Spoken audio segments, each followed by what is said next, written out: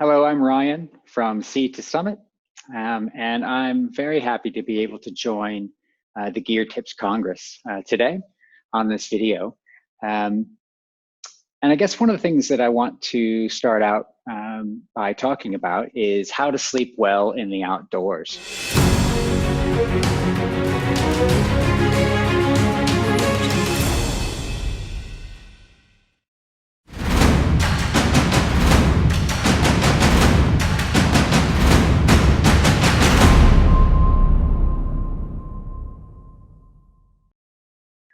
So here at Sea to Summit, we spend a lot of time, have a lot of designers, and we spend a good chunk of our days figuring out how you can sleep better.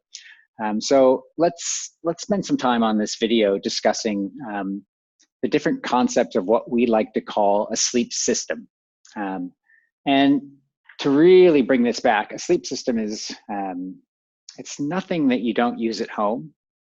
Basically, a sleep system is comprised of certain elements: a bed, sheets, a pillow, and then some kind of a blanket or comforter to keep you warm. Now, that's the four elements really of a sleep system that you use every day. So what we've done is we've tried to take those same four elements and then make them really applicable to the outdoors. So that means essentially we're going to make them lighter, more compressible, more compact. And that's basically what everyone that's out there, that whenever you get a chance to buy gear, those are some of the elements you're going to be talking about. And particularly here at Sea to Summit, we really think of things in systems because everything has to work together. So let's start with this concept of sleep systems. So let's start with the biggest one, which would be a sleeping mat. Now, this is what you're going to be laying on. And if you think about it, on your trip, you're going to be laying on a sleeping mat for at least 8 hours of your day. So a third of your entire holiday is going to be spent lying down. So the mattress is a really important part of your sleep system because you're going to be spending a lot of time on it. So to start out, I'm just going to talk about how different companies can construct a mat. What do we do? What do we start with? So there's two main ways to do it. There's what's known as self-inflating mattresses, which is something like this that I have back here. And a self-inflating mattress basically has foam inside. So you're laying on foam, you blow some air into it. It's really comfortable. The advantage of a self-inflating mattress would be that it's really warm because there's foam in there. It's also going to be easy to blow up because, well, it's called self-inflating. So when you open up the valve, the foam expands and almost all of your work is done for you. Some of the disadvantages, I guess you would say, of a self-inflating mat is they don't compress down as much. So they're bulkier. They are harder to roll up. They're also going to be a little heavier, generally speaking, than the other type of classification of mat, which would be what I have here, which is an air mat. And an air mat basically is just full of air. That gives it the advantage of being lighter, more compressible as well. The disadvantage of them is that they are a little colder, so they don't insulate you as well. And these are all concepts that we're going to get into a little bit more on this video. So we'll get into the idea of comfort. We'll get into insulation. We'll get into repair, ease of use, durability. I'm just kind of setting the whole stage with what's available, that's out there. Another type of mattress besides an air mattress and a self-inflating mattress is a closed cell foam mattress. And a closed cell foam mattress is basically like a little egg carton or an egg crate. They're very thin, they're very light, they're very inexpensive, they're quite warm, they're just not very comfortable to sleep on. And as I've been doing this more and more, and like I said at the beginning, when you're going to be spending 8 hours a day on your mattress, I want a little bit more comfort. So today we're going to be focusing pretty much on air mattresses and self-inflating mattresses. So let's start with, I guess, the top of the technology these days, which is air mattresses. So when a company can make an air mattress, there's multiple ways you can construct them. So the first way, which is the way that's been out for a long time, is what's known as a vertically baffled air mattress. And what I mean by baffles, essentially, is that you'll see how this mat is divided into tubes, okay? And what separates, what makes these tubes, these little lines here, these are what's known as baffles. And on the inside of the mattress, basically, this is a way for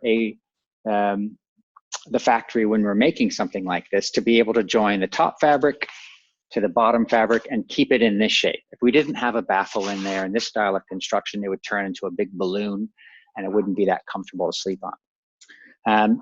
So I guess an advantage of a style of mat like this, with like a vertical baffled mat, is that they can be less expensive to make because they're pretty easy in that regard. The disadvantage of them, in my opinion, is that when you trap air inside of a mat and then you lay on it, the air has to be able to go somewhere. And when you lay on a mat that has a vertical baffles on it, if I press over here, you'll see that the other end of the mattress moves up. So you kind of get this trampoline effect when you're laying on them. So to me, they're not very stable. And they're not very comfortable. So this is probably the most basic way to make a mat. These can still be really good. I'm just talking about construction. So I'm going to get rid of that one. The next way to make a mat is to do the same thing again. So you still have baffles, like we did on the other mat, but these baffles now are going horizontally, not vertically. So what that gives you is many, many more baffles on the mat. That allows the air to shift side to side a little bit better, and you get a little bit more stability out of a mat like this. The problem is that, just like this, when I press here, this side will come up. So basically what you're doing is you're channeling that air. And it kind of gives, again, this trampoline effect, but in this way, it's side to side. So when you roll to the edge of the mat, all of the air goes away and you tumble forward. So and these have been out for a long time. So when Sea to Summit, when we decided to make a mat, this is probably about 5 years ago now. This was a process that took us years and years and years to bring out so you could use them. And what we were trying to solve was a few different things. One was this idea of comfort. So to me, comfort is going to be how well does it support me? How comfortably can I sleep? And we'll get into these things like temperatures and insulation ability and stuff like that. But to me, when we started making these Sea to Summit air sprung cell mats, the key was what I just said was these air sprung cells. You'll notice that the construction type is very different.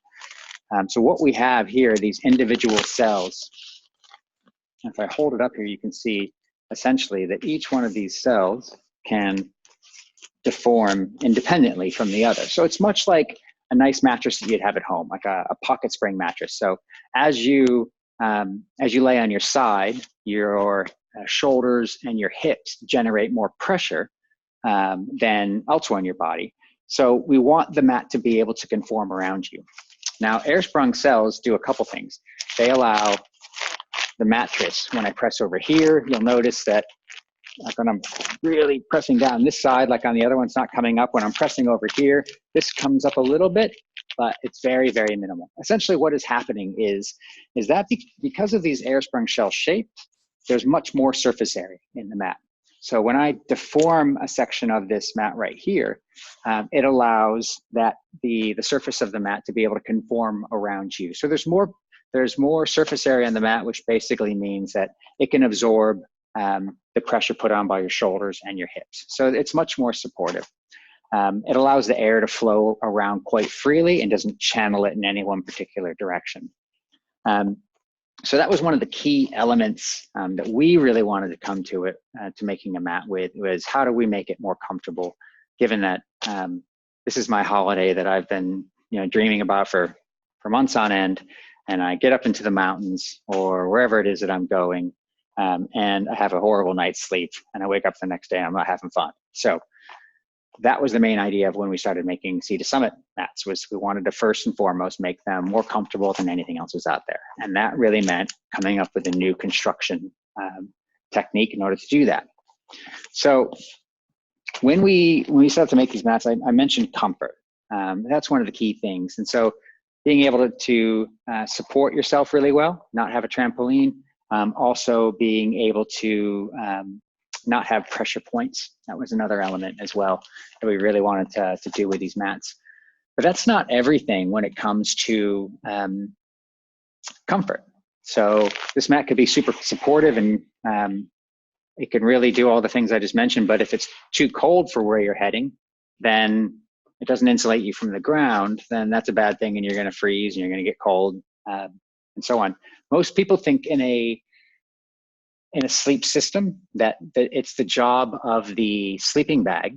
It's only the job of the sleeping bag to keep you warm. And that's not the case. So a sleeping bag is very important, as we'll talk about, but the mat is also one of the key things that's going to insulate you from the ground. Now, let's just talk really quickly about how you lose heat. And this is really important. So there's three main ways that you, when you're outside, will lose heat and get cold. One is called radiative heat loss. And that is just me standing here and I'm giving off heat. So that's one thing we need to think about, is how do we stop radiative heat loss in a sleeping mat. Another one is what's known as convection. Now, if you've ever been standing out in a breeze and the wind's blowing, you feel colder than when the wind's not blowing. That's because that's called convective heat loss. So the wind is blowing across you and robbing you of that heat as well. Now there's also what's known as, the third one is conductive heat loss. Now that you can really easily do, is if it's ever really cold out or even hot out, doesn't really matter. If you touch something that's metal when it's cold, it feels really, really cold. That's because the metal is really conductive, and it'll take heat away from you really quickly. So there's just some elements we need to think about. So how do we do that? How do we apply those three different methods of losing heat, and how do we prevent them using a mat? So the best way to do that is to actually look at what goes on the inside of a mat, okay? So this would be kind of a cutaway of a mat. We'll use one of ours because I shouldn't be cutting up other people's mats. So on one side, we've got the fabric on the top, and then the other side is the fabric on the bottom over here. Now in between, what we have is some other material going on in here. So I guess you can't really see this too well, but suffice it to say, this is a lofted insulation. It's synthetic, so it's not down, and it's called thermalite. And basically, this is it's basically a filling. This is something that would be really poofy. And the thermalite is what's known as it's a hollow core microfiber, to get really technical, which means microfiber means that it's really, really fine. Hollow core means that it's hollow. And what that allows us to do is have a lot of surface area to trap heat. So we can get away with something that's relatively thin that fits inside the mat. And that actually will work as insulation, just like wearing a really warm jacket. It's big, it's puffy, it'll prevent some forms of heat loss in that regard. A lot of what it's doing is it prevents convective heat loss. Now, pretend this white table is snow and you're laying on this. Basically what happens is that you get little air currents going on because it's hot here where you're laying on it, and it's very cold here. And we're only talking about 8 centimeters difference between the two. So this prevents air currents from forming inside the mat and robbing you, much like a wind that's trapped inside something. That's one of the elements that it does. One is it's just insulative. And then the other side of this, if I flip it over, you'll see it's really shiny. Now, this is what we call X-Chem Platinum. And X-Chem Platinum essentially is what its job in the mat is to reflect your body's heat back at you, much like a space blanket. And that is preventing radiative heat loss. And then there's a couple different ways to do it. Like if I have a little section here of really shiny, this is a space blanket. But the problem with using a space blanket, and I'll hold it up to my microphone, is that it's really loud. So we wanted to use something that wasn't metallized. So this is actually much more of a fabric. So if I do this, you don't really hear it as much. And that's because if you're laying on a mat like this, we want to have comfort. And if you're constantly being woken up by the fabric and the insulation, then it's kind of defeating the purpose. So insulation is really important. Now, how we measure insulation is also important. This is a way for you to determine, when you're looking at all these different mats that are out there in the world, which one's going to work for you. And what we use is a term called R value. And R value is a measure of insulation, how well something insulates. The better mat companies out there will use R value, and that's because it's a standardization. So every mat has to get tested in a lab. And basically what they do is they're going to measure, they'll have a hot plate on the top of the mat, they'll have a cold plate, they're both set at an exact temperature. And then essentially there's going to be and they'll have the mat in the middle. And what they do to measure it essentially is they measure the amount of energy that goes into that hot plate to keep it at that 40 degrees. And then, so the more insulative that the mat is in between, the less you're going to have to add energy into the hot plate in order to make it work. So then you have a higher R value. So R values start at 0, which basically means no insulation. And they go up, they can go up quite high, but, say like a 7 or, somewhere around that angle. And anything in between there is the higher the number, the more insulative. How that really translates, it's a bit subjective because you sleep differently than I do, and the people all around you sleep differently than you do. So you kind of have to just think about what you need, where you're heading. You're going to cold temperatures. What I find about living here in Australia is that it can be 40 degrees outside, and I go to put my mat down on rock to sleep, and that rock is 40 degrees, and I need insulation to form the heat, actually. So a higher R value mat would work both for cold and for heat. Just something we deal with here in Australia. So within R values, there's no real hard and fast rule, but basically anything above a 3, you can use, for 3 seasons. That's kind of subjective, but you can determine that yourself. So the higher the R value, the warmer it's going to be, and the more it's going to insulate you from the ground. And here's a good example of what a system like this would be inside this mat here. This is the one we use. So we've got the thermalite on the one side, and it's actually bonded to the XChem platinum. So again, this is reflecting the heat back at you, and this is trapping the heat and preventing convective heat loss. Conductive heat loss, the third one, as long as your mat is thick enough to keep you off the ground, now you're not going to have to deal with conductive heat loss. Because basically for conductive heat loss to happen, you have to have 2 things touching. So really it's radiative and convective, and we use 2 different types of material in order to work with that. Okay, so that's insulation, hair-sprung cells to make you comfortable. That's R value. Now let's talk about durability. Now most people, when you're thinking about, it's been in my experience at least, that when I'm talking about an air mat, in the back of their minds, people are thinking about, well, what happens if I get a hole in it? It just goes flat. I have convective heat loss, radiative heat loss, conductive heat loss. I'm going to freeze, or it's just not going to be comfortable. So that's one thing we'll address in a moment. Let's talk about durability. But really, how air mats fail over time, it's not from holes. So they don't fail from the outside in, they fail from the inside out. And this was really important for us to try and solve.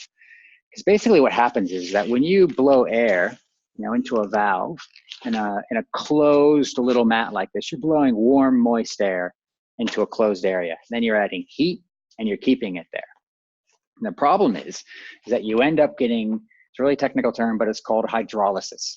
And all the work that we do to put these space fabrics together, all this work to keep this mat together, essentially, we're compromising that by adding moisture into the mat.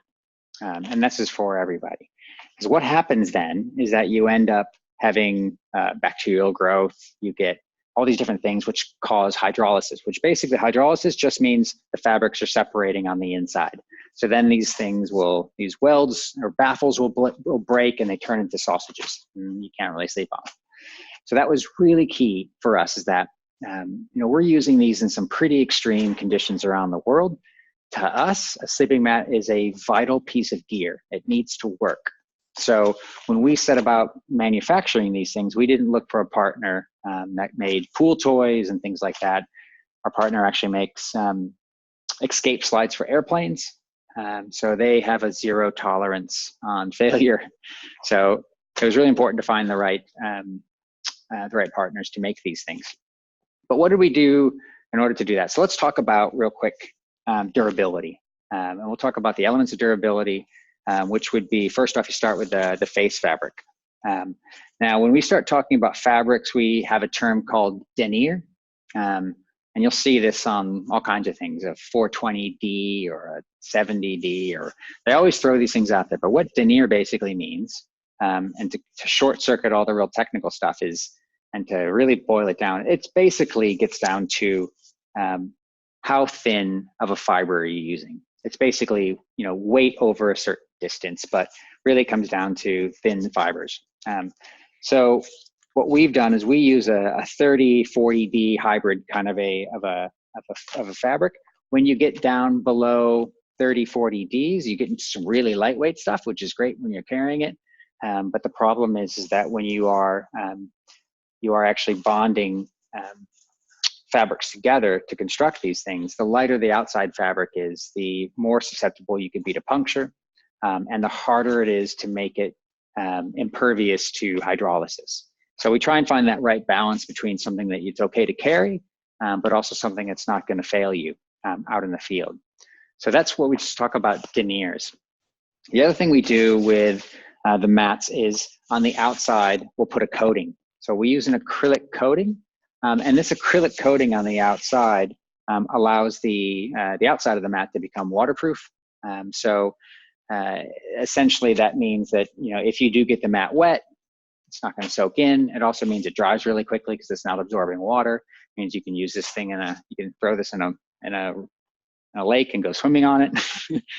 The other thing that it really does too, which I'll show you in a moment, is it allows us to help with repair, and it prevents puncture. So that's one of the key elements of having an outside fabric that is coated with acrylic. I can't really describe this that well in a video, but you'll notice that this is the outside fabric. And then if I flip it on the inside, it's got a completely different color going on here. So this isn't just one fabric. This is two fabrics that have been laminated together. And this is kind of like the unsung hero. This is the most important thing that is about durability on a mat. It's how do you bond this fabric to this fabric? And because of the fact that we are using all these dot welds as opposed to big long baffles, we really had to get this right. So what we do is we actually make our own laminates at the exact time when we're going to bond these things together. And it's called an extruded lamination process. And an extruded lamination process basically means it's almost like we're applying a glue to the inside of the fabric, and the glue is essentially very tenacious and very strong, and it bonds itself quite well to this fabric. It also allows us to add an antimicrobial into this white fabric, so you don't get anything growing on the inside of your mat. But primarily what it does is it makes it very, very strong. So I have a little test here. So this is a cutaway of a Sea to Summit mat. Let's see if we can get in here. And what I have is a weld here. And then I've got two pieces of the fabric, and I'm just going to break this weld. So I'm going to get a good grip. Okay. So essentially what I did was I didn't break the weld. You can see I broke the fabric. So I just have a piece of fabric right here. It is almost impossible to break the weld because the fabric is not going to, hang on. No, it's not. Yeah, I know I'm not the strongest person in the world, but I can't get that to break. Yeah, so essentially what that means is that our welds are stronger than what's holding together. So you don't have issues with welds breaking with Sea to Summit mats. This little demonstration took about a minute. The design process to make this a reality. It involved about 3 years of testing, creating new fabrics, new machines to do this stuff. And so basically this is something that we invented. And what we've done is when we bond these fabrics together, it's not just heated and melted. We actually use radio frequency welding process to basically put 2 electrodes on either side of that. And then it zaps really quickly. It excites the inside fabric and that slightly melts, so the whole piece becomes one. So RF welding with extruded TPU lamination with an ultrafresh injection on it basically means that you're not going to have to worry about failure. Okay, so that was probably the most technical part of this clinic, and now we can show some more things which hopefully are going to be a little bit more interesting. Suffice it to say, comfort is key, and then durability, because if you don't have durability, you don't have anything else with these mats. Okay, lastly, let's talk about easy to use. Now, easy to use is, I'll turn the mat around this way. It's basically, it all comes down to this valve right here. So one of the things that we didn't love about mats that were out there as well with these little tiny valves that were just sticking out the side. Problem with those valves is that they're two-way valves. So when I blow in air and I get tired, the air wants to come back out. It's also a very small little hole, so it's hard to get air in and hard to get air out. So we wanted something that was very easy to get air in. So what we did was we call this our multifunction valve. And the first thing you'll see is that it lays flat, so there's nothing to get in your way. We open up this side of it. You'll see here, there's just a little push in, and we wanted to be able to adjust it really easily. So you just press, maybe you can hear. Okay, so what I'm doing is I'm just taking out air. So when I lay on the mat, I can just adjust whatever air pressure I want because that's important for my comfort. Now, when I go to blow air in, and I can this way, I blow air in and it's a one-way valve, so it doesn't let the air back out. So it's really easy to get air in. Now, when I want to get the air out, I just shut this outer part of this valve and I open up this whole big valve right here, this whole big section. Now, boom. Now I just let out a whole heap of air right there. You can see the size of this hole. That is specifically designed so that it's easy to get the air out of the mat. That means it's much faster to roll it up when you're done. It's really easy in that capacity. But we also wanted to make it really easy to get the air back in the mat. So what we did was, so every one of our mats comes in a stuff sack, which is pretty common. So you just take the mat out. But then what we actually did was we made this stuff sack do multiple things. So this is what's known as the Airstream pump sack. So at the other side of this stuff sack, I just brought out this big bellows, and it's got a valve on it right here. You can see little valve, and that valve just snaps right into here. Now this is a bit of a party trick. Now some people, you'd want to do this air capture thing and then blow the air in. There's a much simpler way to do it. So I can just blow into this and inflate it. But here's the real trick. If I blow here, watch this bag. It inflates pretty easily. Now, if I get back away from it, say 30 centimeters or so, and blow into it, really quick. Basically, when you're blowing at a distance into a small opening, you're basically magnifying the amount of air that gets put into it. Because when air is moving, it's got friction and it drags other air along with it. So now I can reinflate this mat with one breath. Pretty simple. So no more having to inflate with 20, 30 breaths or anything like that, just blowing into it. You can inflate any Sea to Summit mat with the Airstream pump sack, in 3 to 4 breaths maximum. So it's just trying to make your life a lot easier. And that's one of the key things. If you've ever blown up a mat for a long period of time, it takes a long time.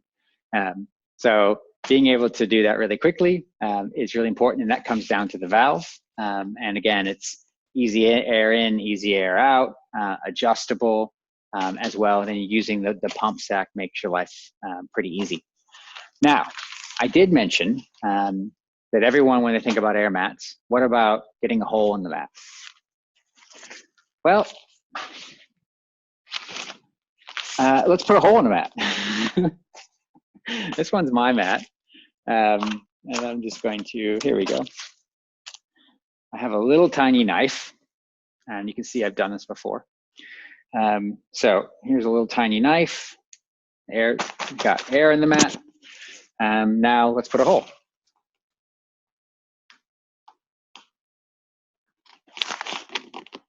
Okay, so you can see now I've buried the little tiny knife inside the air mat. Uh-oh. Okay, so I got to keep my finger on that because I know where it is, and if I can kind of hear that air going out right around it. Okay, so this is where I'm going to keep my eye on it too. So what you do, make this real simple. Open up the valve, flatten out the fabric like so. Now every Sea to Summit mat comes with a repair kit, and I'm using a different colored repair kit because I want you to be able to see where the patch goes. So I'm just going to grab out, this is a square shaped one. But remember how I talked about that acrylic coating on the outside? Well, that acrylic coating on the outside is specifically formulated to work with the adhesive patch. So you don't have to get glue out or anything like that. Let things dry for a long period of time. You can basically grab a sticker, this repair patch, like so, and peel off the backing, like that. Now find the hole. It's somewhere around here. There it is. Okay. And then basically center the patch onto it, put it down. Now you want to just really make sure you can, I'm just gonna do this with a finger, but you know, I might use the edge of something like, well, I'll close the knife first, but just rubbing, making sure that that adhesive bonds. Now, the instructions for this will say to wait about half an hour, but we're not just gonna sit here and wait half an hour. So let's just do it right now. Pump sack, attach, come back about 30 centimeters.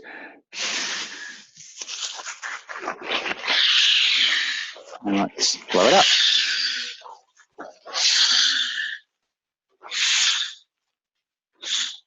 We'll do one more real quick, just to really put pressure on it.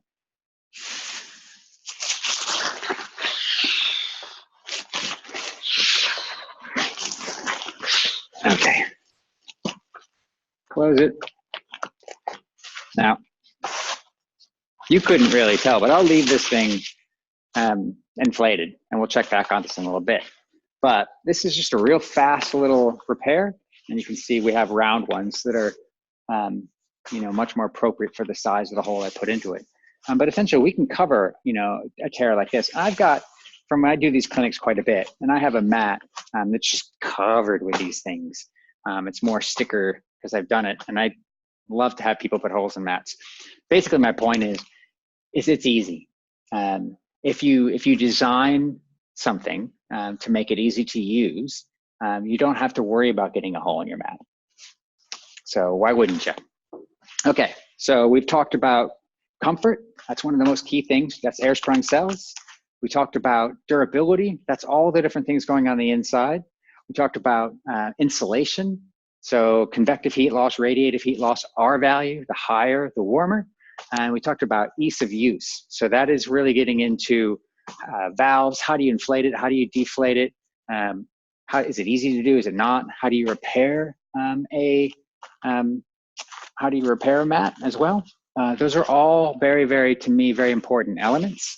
One other thing when we talk about ease of use, essentially, is how does this integrate with, oh, that's not the one I want. This is the one I want. Got lots of mats here. So I'll talk about a newer mat. This one's really thick. But how do you integrate this with part of the sleep system?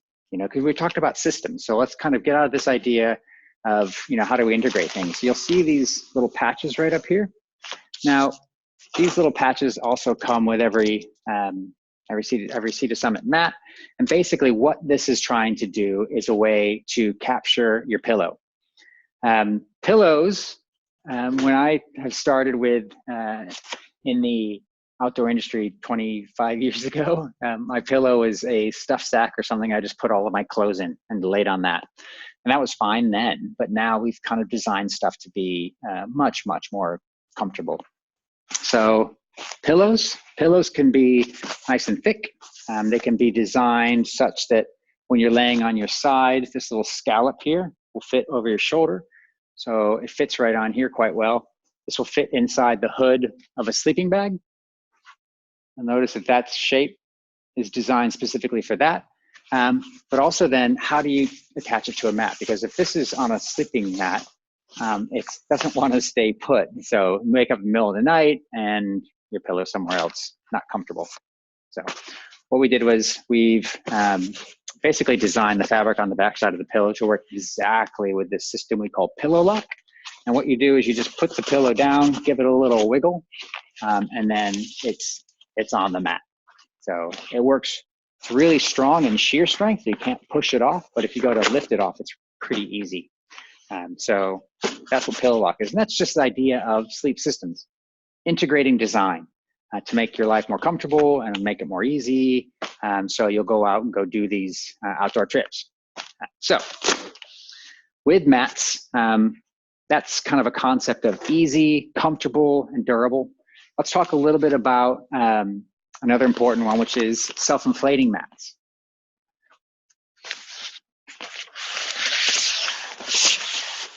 Now, here's another example of a self-inflating mat. This is the ones that have foam on the inside. So self-inflating mats are all about foam. Here's some cutaways. This is an exact cutaway of the mat I'm showing you right now, this red one. Okay, so this is what's going on the inside of this mat. Now, when I say sleeping mats are all about, or self-inflating mats are all about the foam, that's exactly what it is. Now, it's precisely about how do you remove foam. If you had a mat that was all foam, solid foam, it's really warm, it inflates really quickly, it's just really heavy because now you're carrying all this foam around and it's really bulky, so it doesn't pack up very small, it doesn't fit in your pack, you have to strap it on the outside. So when we decided to make self-inflating mats, that was a really key element for us, was how do we reduce the bulk of the mat? How do we make it lighter weight? Remember I always said self-inflating mats, the problem is they're bulky and they're heavy. So that's what we tried to do. We tried to take this concept of how do we make them lighter? How do we make them more comfortable? How do we make them more durable, easier to use, all the same things. So we start with the foam. This is what's known as delta coring. And so most companies, when they remove foam, it's going to be they bore out a tube. So it's just a cylinder like that, like a round setup. The problem with round is that it removes only 20% of the foam. So we, using delta coring, can remove 40% of the foam. So you get a significant weight savings. And if you look at this delta coring, it really looks a lot like an airplane wing. And that's no accident. Airplane wings are light, they're very strong. That's what we really wanted to go with this construction type. So we can do that in multiple shapes and sizes, from really thick, heavy mats, or like the Comfort Deluxe, Comfort Light, Comfort Plus, like these. So it's about that removal of the foam. When you get into really thin mats, you cannot actually take the foam out horizontally. You have to kind of drill down through. So when we get into like our ultralight mats, things that are this kind of you can actually kind of see it. It's hard to show through. I don't think we'll actually be able to show you. But you can see all these bubbles in the mat surface when I get it like this. So I see all these little bubbles in through here. So essentially what that is us removing the foam vertically. And what we do is we do it kind of, we do it strategically. So in the heaviest parts of your body and the parts that need the most warmth, like your core and your feet, we remove very little foam. In places like under the back of your legs, I don't know if I can see that really well with the light. Yep. You can see there's all these little dimples and bubbles. We remove a lot more foam. So we achieve 20% foam reduction in a thickness of a mat that you usually can't remove any foam. So that's one of the ways we can be strategic with it. And you can see these are like a lot of those Delta cores here. You can see this is actually just a grippy material that keeps you from sliding off the mat. Okay, so with that self-inflating mat, you know, that's the idea of being lightweight and compressible. Now, when we talk about durability, remember, we're still bonding a face fabric here and here together using the foam.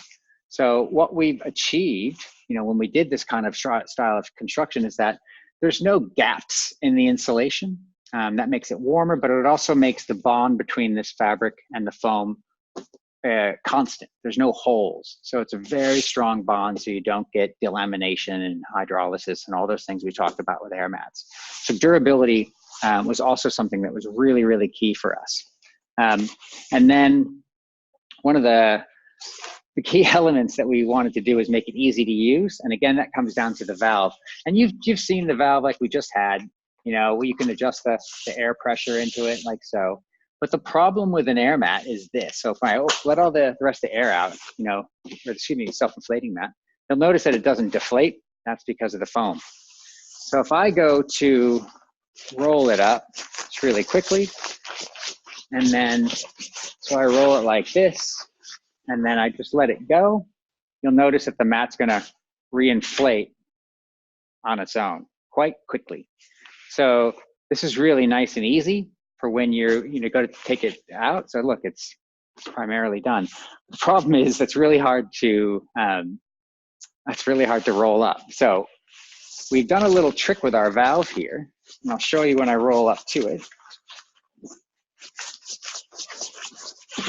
So I'm just rolling out the air out of the mat here just really quickly. Now, if I were to let this go, this is going to unroll really quickly. So I'm going to stop here. And what I'm going to show you is that we took this same valve, which doesn't let air, when you blow air in, it doesn't let air come back out. And you can actually rotate it 180 degrees like that. And you can snap it, yeah, it'll click. And now it's got the valve such that you can blow air out, but air won't come back in. So now, if I were to roll this up, you hear that air coming out? I could let that go and no air. It's not going to self-inflate. This is a way, this is just a cool little design trick with that reversible valve that makes your life easier when you're trying to roll the mat up. So now if I just pop that out and let that go, we can just see how fast the mat will just self-inflate on its own.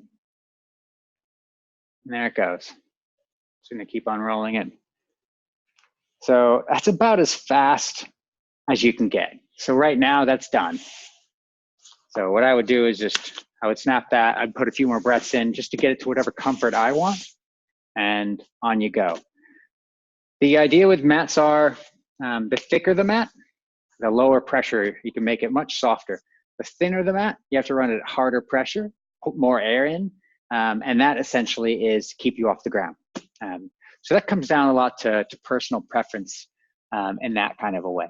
So I know this was quite a bit on mats, but it's important. Like I said, you're spending 8 hours a day on these things, and this gives you a bit of an idea of what's out there, how it's constructed, what a company is trying to do when they design a mat that works as a piece of gear for an outdoor adventure, not just sitting in a pool or something like that. Within that kind of a range, both in self-inflating and in the air-sprung cells, we have a range of mats. We have ultra lightweight mats. We have Comfort Plus mats. We have what we call Comfort Light, which is kind of a hybrid between the two. So trying to be, balanced between being as light as it possibly can be and more comfortable with being thicker and more plush. And then the mat I just brought out a moment ago. This is our new mat essentially for this year. This is called the Etherlight mat, and if you can see how thick that is, it's 10 centimeters thick. It's also our lightest mat, which is a bit of a technological trick to get that to happen. And really, so just so you know too, thickness does not necessarily mean comfortable for you. If you're a side sleeper like myself, yeah, a big thick mat is really comfortable. If you're a back sleeper, it's not as important to have a thick mat. You can have a thinner one, and you can have it at higher pressure. It's really up to you what you want. But essentially, we're working hard to be able to make things more comfortable for anyone, really. So that's the Etherlight mat. So we have ultralights, comfort lights. We have everything that you would really want. So you get to decide what works best for you. Okay, so we talked a little bit about the mats. We talked a lot about mats. I'll show you about pillows real quick. Again, I just showed you that. It's the same thing. Got the little valve on it. It's an air mat. It folds up to be pretty small. So you're not really having to have a weight penalty anymore or a size penalty to take a pillow with you. So we really wanted that to be something that was easy. So pillows really complete that part of the sleep system. Another key element that we should talk about real quick is sleeping bags. What's behind me right here? Now, probably the best way to do this will be to bring it forward.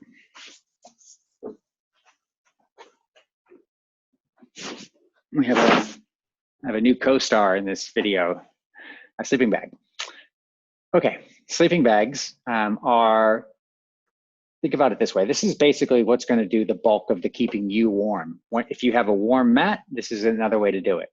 So when we set about talking about sleeping bags, one of the key things that the two things that we're really concerned about are comfort and versatility. Because if you're going on a week-long trip, the sleeping bag is going to have to basically have 10 different nights of sleeping. So that could be warm nights, cold nights, breezy nights, everything in between. So we wanted our bags to be more comfortable, and we wanted our bags to be essentially more versatile. So there's two main types of, when you get into sleeping bags, it's all about what's on the inside. It's all about the fill on the inside. So there's down sleeping bags that are filled with down, whether that be goose down or duck down. And then there's synthetic filled insulations. And the synthetic is what we were just looking at earlier, which would be more like what we use in our mats. And each has their own advantages. A synthetic mat essentially has the advantage of being less expensive. So it's easier to purchase. It has the advantage also of, if it gets completely saturated with water, it maintains its warmth. And that's two really good ones. The advantage of a down bag essentially is that it's lighter, it's more compressible, and it'll last longer if you get a good quality bag. So downside there, the downside of down. The downside of down is that it's more expensive. You have to treat it a little bit friendlier, and you don't necessarily want to get them completely wet, because if they soak out, they lose their insulation. However, there's a lot of things we can talk about that to solve that. So, okay, so the first thing, that's about downs and synthetics. Let's start with down bags. So this bag right here is our flame. And when we talk about down, the first thing that people will mention is that there's a number associated with down. So I'll put this up here. Maybe you can, so we start putting out numbers on bags. And you probably can't read this, but what this says is 850 plus. So the number, the loft rating on a down bag basically talks about how, to not be technical at all, how poofy the down is.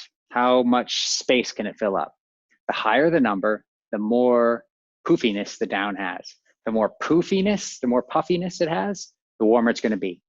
So an 850 down bag will fill a cylinder and hold up like 800 and like to 850 for 1 ounce, I guess, of down. To go to the old imperial system, a 650 will be less. So for the same weight, the higher the same weight of down on the inside, the higher the number, the more puffy it is, the warmer it's going to be.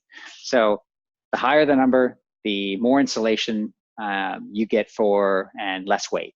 So they have a tendency to get more, the more expensive, the higher you go. When I talked about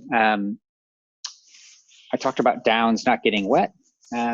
So in the last 10 years, a lot of technology has been put into like a nano coating on the down. We use ultra dry down. So basically what that means is that if you were to wet out the down, it doesn't absorb the moisture. So you can use down bags with ultra dry down treated in much, much wetter conditions.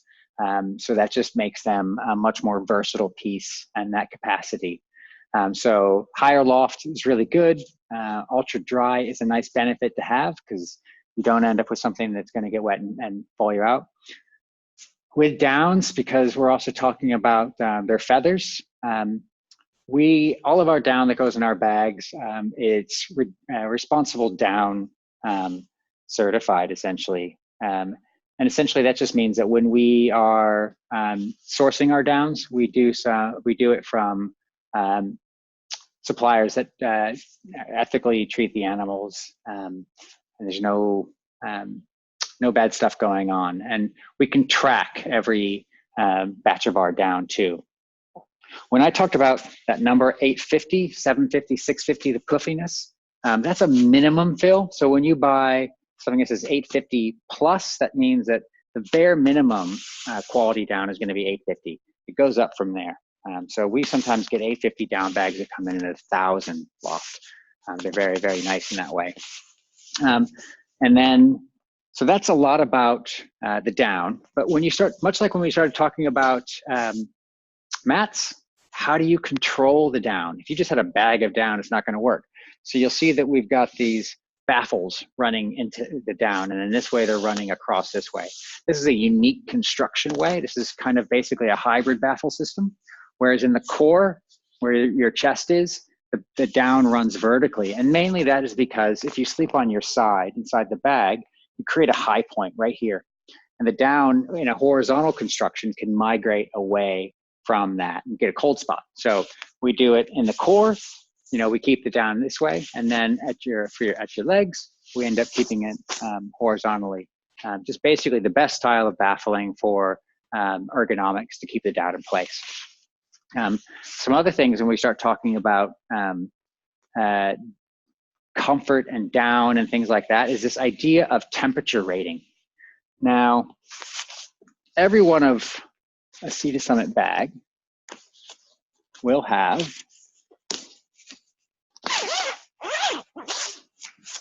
a temperature rating on the inside here. This is a sample. If I can show you one, it'll be much easier. This one's not going to help me out. I have another one over here that does. Yeah, perfect. Let's get another bag over here. I'm back. Okay, so this right here, basically, you'll see that there's a scale. Now, when we talked about R value in mats, that was important. That was R value, and that's about insulation. In sleeping bags, it's a slightly different style of testing. It's an EN certification, 13537. Essentially, it's the same system. We independently test these in a lab, and you're going to give you 3 different temperature measurements. There's going to be a comfort rating, a lower limit, and an extreme. So this bag here, the comfort means this will be comfortable at -10 degrees Celsius. Lower limit, -17 degrees Celsius. And extreme is 38 below.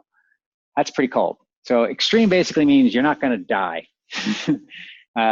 Comfort means you're going to be comfortable, and the lower limit basically means that it's not going to be super comfortable, but you're not going to probably lose sleep.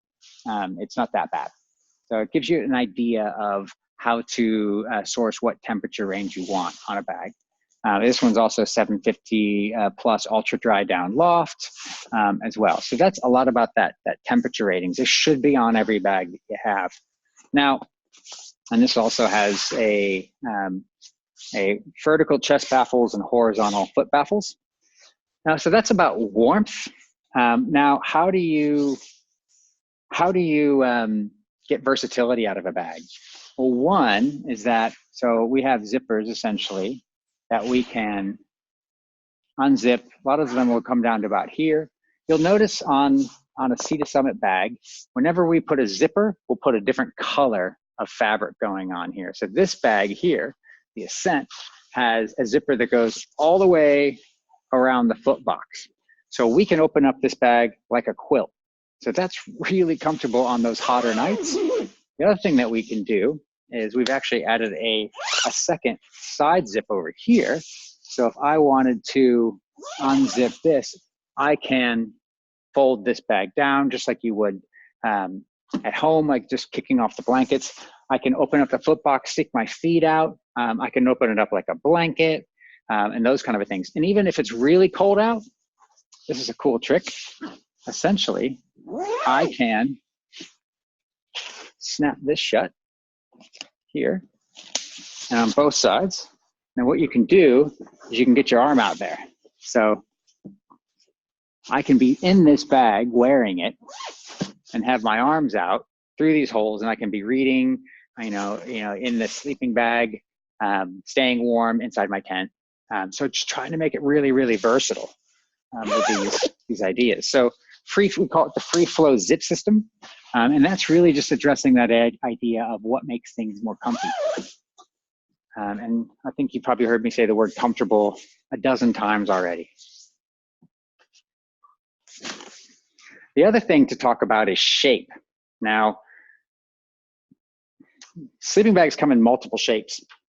There's what's known as a mummy bag, and a mummy bag is basically a tapered bag. The widest point would be at the shoulders and very, very tight. They're very efficient. A true mummy bag is very tight. I don't personally love that. I'm a side sleeper. I want a little bit more room. So even in our ultralight range, we have what's known as a tapered rectangular. So that just basically means that it's not super slim. If this is a women's bag, but if I stand in front of it, I've got plenty of room around me in this bag. It gives me room to toss and turn, sleep on my side, bring my knees up, all of those things without having to feel constricted inside the bag. I also have a long zip. You can see that color. So I can kind of open things up with that versatility. You can make them into quilts. Again, it's the warmer the bag, the more important it is to be able to vent that heat too. Other things for comfort too would be, a foot box is actually shaped like feet. So as opposed to being just flat constructed, you can get your feet out like this and you're not feeling constricted inside of the bag. So those are all key elements of what separates a good sleeping bag from a bad one. What kind of materials is it using? What kind of fill is on the inside, down, synthetic? How good is the down? What's the shape? Is there lots of ventilation options? How small can it compact down to? That's also really key. Is like this is a flame. This one will come down to about that big. It's pretty crazy how small you can compress them. The other thing that we've done recently is that we've started designing a range of both sleeping mats and sleeping bags specifically for women. And the reason being is that all sleep studies show that women sleep differently than men. So there's a bunch of, and there's, half the people going out into the outdoors doing these things are women. And for years and years and years, women doing outdoor adventures have had to compromise by using a men's bag or a men's sleeping mat. And what we've decided to do is trying to make a piece of gear, like the mat and the sleeping bag, that's specifically tailored to both the physiology of a woman and how they sleep. So a women's sleeping bag, for instance, will have a different shape. It'll be basically like a men's bag will be the widest at the shoulders and then taper. A women's bag will keep its width from the shoulders to the hips and then then start to taper down. So it's a more comfortable shape for a woman to sleep in. It's actually a more comfortable shape for me to sleep in. The other option too, the other idea is that women sleep colder on average than men. Not everybody, but so with our women's range, we make the bags warmer. So without having to pay a weight penalty. So the women's bag essentially be the same, it'll be the same warmth or warmer than a men's bag in the same capability, in the same shape. So that's a really important thing as well. And then even on the bottom side of in a lot of the range in the women's bags right in here, we'll add a little bit of synthetic insulation. So when your feet are down onto the mat, you're not squishing all the loft out and getting your feet cold. So that's another element too. So women's range of mats and bags are designed specifically for shape and for increased warmth without additional weight penalty. So it's a really cool piece of gear for women. So mats, pillows, sleeping bags, and the last one I'm just going to talk about, which is basically the sheets on your bed, which is liners. So we sell a whole different range of liners, ranging in materials from cotton to, this is what's known as thermalite, which is the same synthetic insulation that we use in the mats and our synthetic sleeping bags. And what this basically does is a sleeping liner can do a couple things for you. This is a bit of a tip. It can increase the life of a sleeping bag because you're not having to, like at home, you don't wash the big down comforter as much, or you don't wash the mattress, you wash the sheets. So this is an element of hygiene, so you can take this out and wash it. Keeps everything smelling nice and fresh. If you're traveling internationally and you're not using a sleeping bag or anything like that, you're going to a hostel, you can carry one of these with you, and you can bring your own sheets with you again, just to keep things nice and clean. And then what they can do in an outdoor bag, when we use technical fabrics, is they can boost the temperature. So this is the thermalite reactor, and this can add up to 8 degrees to a sleep system. So if you've got a mat that's in your sleep system with your sleeping bag and mat that takes you down to about 0, this can actually, by adding one of these, this can actually increase that rating down below 0. So you get to actually buy a bag and a mat, and then you can swap in your liner, which is a much less expensive purchase, to accommodate for different trips and different temperature ranges. Whew. So that's a lot right there with sleep systems. I thank you for listening to me, and I hope that you all have plenty of great adventures, and I would say that all your adventures are going to start with a good night's sleep. So pay attention to what we've just learned. I hope you get some use out of that. And I just want to thank you again from Sea to Summit. And I hope you have happy travels. Thanks.